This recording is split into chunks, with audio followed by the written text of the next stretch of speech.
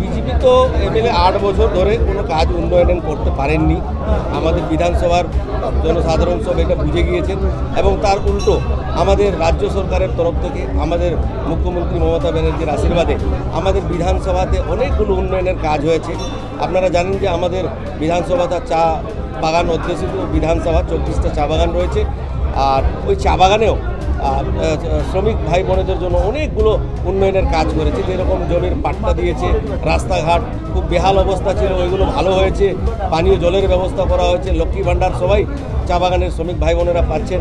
তো এরকম অনেকগুলো উন্নয়নের কাজ কিন্তু হয়েছে আমাদের বিধানসভায়। উন্নয়নকে দেখেই কিন্তু এইবার তৃণমূল কংগ্রেসের উপরে জনসাধারণ নিজের মত দিয়েছেন।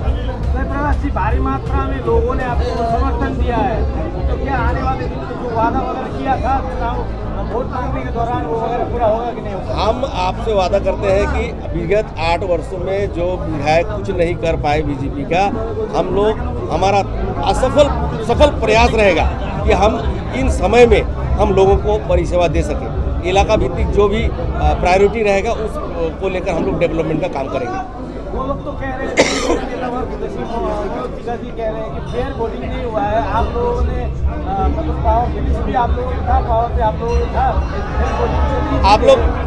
आप लोग देखे हैं केंद्रीय वाहिनी के अंदर सिर्फ केंद्र वाहिनी ही था, सेंट्रल फोर्स भीतर भरा पड़ा था।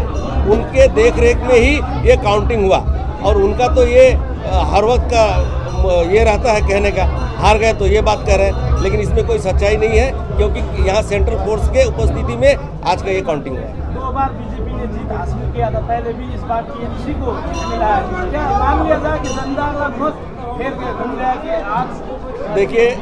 देखिए हमारे अभी 2024 में जो लोकसभा हुआ था, हमारे माननीय सभापति प्रकाश सिंह बड़ाई खड़े थे उस समय। इसमें हमारा काफ़ी बिहाइंड को हम लोग बहुत बड़ा मात्रा में रिकवरी किए थे। आप यदि 2019 को देखिएगा लोकसभा में हम लोग नियर अबाउट 49,000 बिहाइंड थे और हमारे सभापति का इलेक्शन में जो 24 में थे वहाँ हम लोगों ने हमारे विधानसभा में 11,000 में लाके खड़ा किया। तभी से वहाँ के जनसाधारण अपना मन बना चुके थे कि अब यहाँ परिवर्तन चाहिए। अब वो लोग बीजेपी के ऊपर से उनका आस्था टूट रहा है, उसी का फलाफल आज ये उपनिर्वाचन है। बीजेपी के बड़े बड़े दिग्गज नेता गिरे थे चुनाव प्रचार के दौरान, क्या उन लोगों का ये जो स्ट्रेटजी था वो काम नहीं किया गया? देखिए जनता समझ चुकी है कि ये बीजेपी एक जुमलाबाज पार्टी है। एक समय में यहाँ पर हमारे माननीय प्रधानमंत्री मोदी जी भी आए थे, उन्होंने कहा था कि डंकन्स के सभी बागान को अधिग्रहण करेंगे, बागान खुलवाएंगे, वो उनको काम नहीं कर पाए। लेकिन हमारे जननेत्री हमारे मुख्यमंत्री ममता बनर्जी के आशीर्वाद से हमारे चाय बागान यहाँ खुल चुका है। 2 एक बंद था, वो भी अंडर प्रोसेसिंग है, खुलने को जा रहा है। तो इस तरह से उनका जो सर्वोच्च नेता ही यहाँ झूठ बोलता है, तो अब ये दूसरा नेता आके किसी का मन जीत नहीं पाए और यहाँ के जनता तृणमूल कांग्रेस के ऊपर ही आस्था रखा।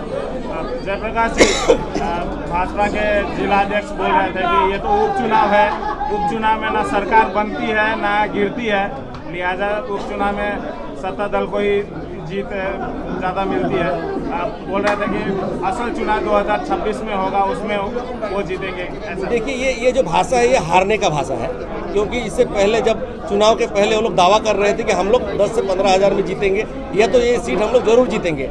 अब हार गए तो ये बात रख रहे हैं, तो ये कोई फैक्ट नहीं है हमारे लिए, ये कोई बहुत बड़ी बात नहीं है। उनका ये भाषा निरंतर रहता है, रहेगा। जयप्रकाश जी, चुनाव की घोषणा में आप लोग ने घोषणा पत्र निकाला था, काफ़ी सारे चुनावी मुद्दों के ऊपर आप लोग आश्वासन दिए हैं आने वाले 15 से 18 महीने के लिए, इसको लेकर क्या कहेंगे? हमारे जिला सभापति इससे पहले भी कह चुके हैं कि हमारे जो मैनिफेस्टो में जो सब हम लोग दिए हैं वो सब धीरे धीरे करके हम लोग पूरा करेंगे और इनको प्रायोरिटी बेसिस हम लोगों का ये जो हमारा जो संकल्प पत्र था इसको हम लोग पूरा करेंगे। बीरपाड़ा वासियों के लिए, बीरपाड़ा मादारीघाट वासियों के लिए क्या कहना चाहेंगे?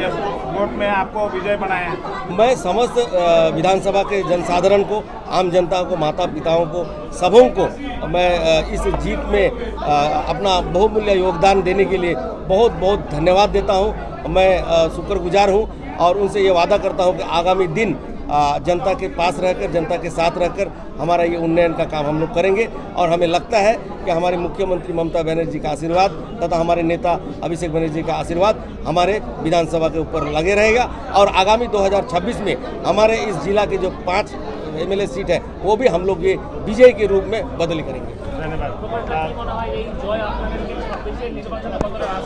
অনেক বড় অক্সিজেন আমাদের জন্য, কেন 1.5 বছরের পরে আবার নির্বাচন আছে। আমরা যে প্রতিশ্রুতি পাবলিককে বলেছি মাদারী বীরপাড়া উপনির্বাচনে এক একটা কাজ আমরা মেন মুদ্দা ছিল যে রেলওয়ে ফাটকের উপরে আরে ফ্লাইওভার হবে, ওই কি কাজ হবে? 100 বার হবে। যার ফ্লাইওভার করবে রেলওয়ে, জমি দেবে স্টেট। অলরেডি জমি ডিমার্কেশন করে স্টেট কিন্তু রেলওয়েকে চিঠি করে দিয়েছে। এর পিছনে আমরা লেগে আছি, যেটা বলেছি এটাই হবে। জনতা আপনাকে বিজয়ী বানাই দিচ্ছে, প্রচুর ভোট দিয়ে, কি বলবো মাদারহাট? আমি ধন্যবাদ জ্ঞাপন করব মাদারীহাটের সকল নাগরিককে যারা ভোট দিয়ে জয়প্রকাশ টোপ্পো তৃণমূল কংগ্রেসের প্রার্থী, মমতা বন্দ্যোপাধ্যায় প্রার্থী, অভিষেক বন্দ্যোপাধ্যায় প্রার্থীকে বিজয় করেছে। আমি সকল নাগরিককে, মাদারীহাটের সকল নাগরিককে আমি ধন্যবাদ জ্ঞাপন করব।